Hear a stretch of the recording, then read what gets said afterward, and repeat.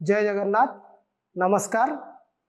मैं professor doctor Ravi Narayan Tripathi Shri Shri college of Ayurvedic science and research hospital में विभाग अध्यक्ष शल्य डिपार्टमेंट का हूँ। हमारे डिपार्टमेंट के साथ हम लोग हॉस्पिटल में भी काम करते हैं, जो हॉस्पिटल श्री श्री आयुर्वेद हॉस्पिटल के नाम से जाना जाता है और ये कटक जिला में है। अभी ये जो तर्क चल रहा है, एक्चुअली ये 10वां आयुर्वेद दिवस मनाने के बारे में है। जो 10वां आयुर्वेद दिवस, उसका थीम है कि Ayurveda for people and planet.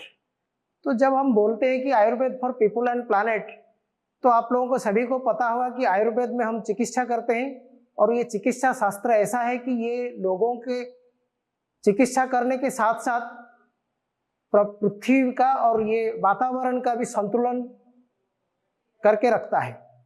हमारे पास जो भी मेडिसिन है वो सभी हर्बो मिनरल मेडिसिन होता है, तो इससे हम कोई प्लास्टिक का यूज ज़्यादा नहीं करते। कोशिश करना चाहिए कि बीमारी को ठीक करने के साथ साथ हमको पर्यावरण का संतुलन भी बनाए रखना चाहिए।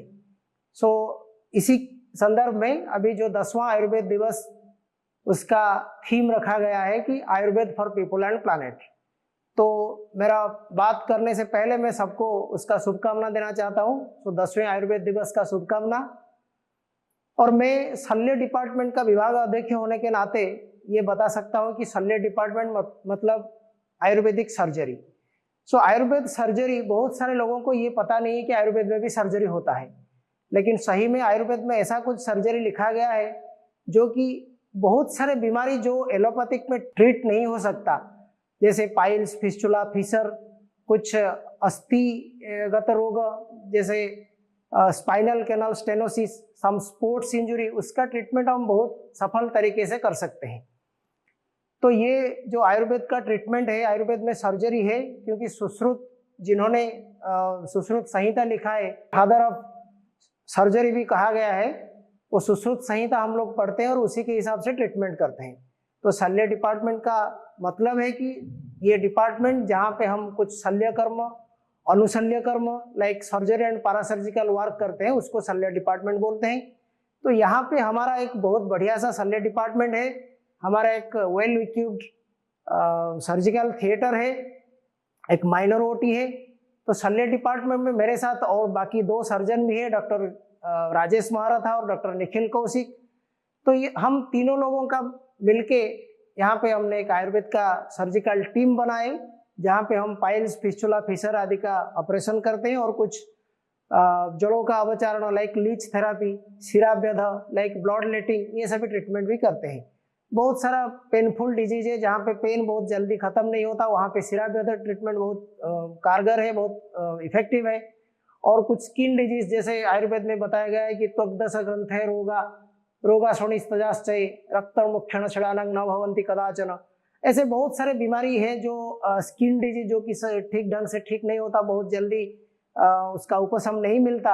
उस रोग में अगर हम फ्रिक्वेंट इंटरवल में रक्तमुक्षण कराते हैं, ब्लड लेटिंग कराते हैं, तो उससे हमको लाभ मिलता है।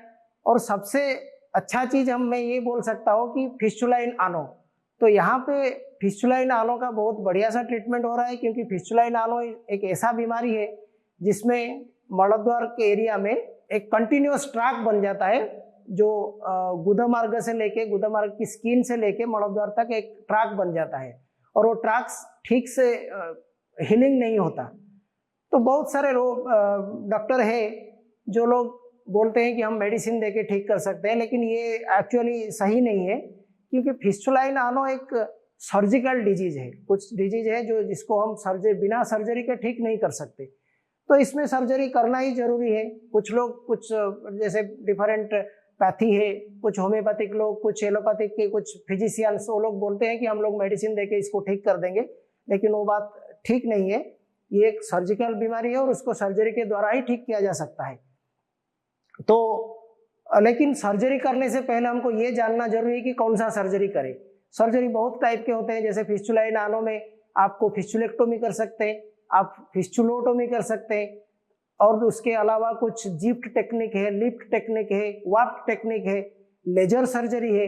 लेकिन हमारे आयुर्वेद में एक बहुत बढ़िया सा सर्जरी है जिसको बोलते हैं ख्यारा सूत्र ट्रीटमेंट, और हम उसको दूसरा नाम भी दिए हैं जिसको बोलते हैं पोटेंशिएटेड कटराइजिंग एजेंट, या एक थ्रेड के ऊपर कुछ मेडिसिन हम स्मीयर करके एक सर्जिकल थ्रेड बनाते हैं और उसी थ्रेड से सर्जरी होता है। तो इसमें जो ट्रैक बनता है उसी ट्रैक को हम लोग पहले एमआरआई करते हैं, एमआरआई करने के बाद ट्रैक का लेंथ पता करते हैं, ट्रैक का लेंथ पता करके उसी के अंदर हम वो थ्रेड को इंस्टॉल कर देते हैं। और वो थ्रेड का काम ये होता है कि वो जितना कटिंग करता है उतना हीलिंग भी कर देता है, जितना कट होता है उतना भर जाता है। तो इससे क्या होता है कि आपको ज़्यादा दिन तक हॉस्पिटल में रहने का जरूरत नहीं है, आप अपना काम कर सकते हैं, आपको ज़्यादा दर्द नहीं होगा। और सबसे अच्छा ये है कि एलोपैथिक मेथड में अगर हम ट्रीटमेंट करते हैं तो उसमें जो स्फिंक्टर मसल है वो स्फिंक्टर मसल कट हो जाता है, तो आगे हमको जो लैट्रिन को होल्ड करने का कैपेसिटी वो कम हो जाता है। तो उसको अवॉइड करने के लिए जो हाई एनल फिस्टुला है उस केसेस में क्षारसूत्र operation is the best.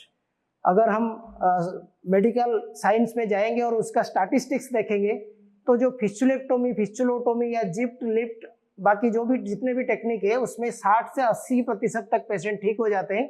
100 patients में कम से कम 30-25 लोगों को फिर दोबारा हो सकता है, रिकरेंस हो जाता है।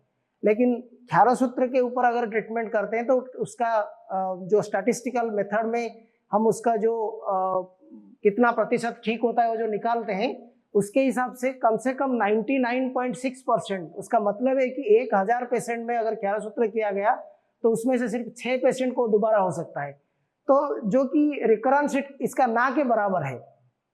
तो ये एक बीमारी के बारे में आज का जो हेल्थ टॉक उसमें मैं बोल सकता हूँ। और हमारा जो थीम है आयुर्वेद डे का कि live with the planet and the Ayurveda for the people and planet, उसका ये एक बहुत बढ़िया सा उदाहरण है कि क्षारसूत्र के हिसाब से अगर हम फिस्टुला इन आनो का ट्रीटमेंट करते हैं तो उससे हम ना तो पर्यावरण को कोई क्षति पहुंचाते हैं, ना कोई इवन एंटीबायोटिक का यूज भी नहीं होता उसमें, और साथ में हम कोई अदर देन हर्बल ड्रग्स, हम कोई दूसरा ड्रग्स यूज नहीं करते, पेशेंट को एम्बुलेटरी रखते हैं। और दूसरा चीज़ ये है कि आयुर्वेद हमेशा फोकस करता है कि कैसे कोई बीमारी ना हो। The aim and objective of Ayurveda अगर हम बोलेंगे तो उसके हिसाब से सुस्थस्य स्वास्थ्य रक्षणम आतुरस्य विकार प्रशमनं च। दैट मीन्स जो लोग सुस्त है उनको स्वस्थ रखना और जो लोग बीमार है उनको बीमारी का ठीक करना।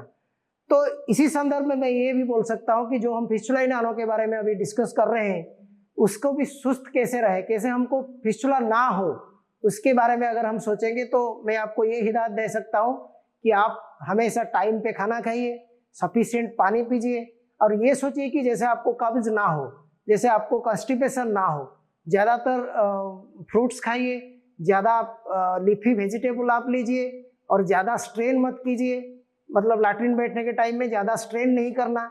आपको लॉन्ग ड्राइव अगर आप करते हैं तो हर आधे घंटे में आप एक बार उठ के थोड़ा सा घूम जाइए, और कहीं पे अगर 1 घंटा अगर आप आईटी सेक्टर में काम कर रहे हैं और आपको कंप्यूटर में बैठ के काम करना है 2 घंटे तक, तो बीच बीच में आप अपने आसन से उठ के थोड़ा इधर उधर 2 मिनट के लिए घूम फिर के फिर बैठिए। तो उससे क्या होता है, जो पेल्विक एरिया का प्रेशर कम हो जाता है। पेल्विक एरिया का प्रेशर कम हुआ तो वहाँ पे अगर कोई छोटा सा इन्फेक्शन है तो उसको बढ़ाने नहीं देता, वहाँ पे वेनस कंजेशन नहीं होता।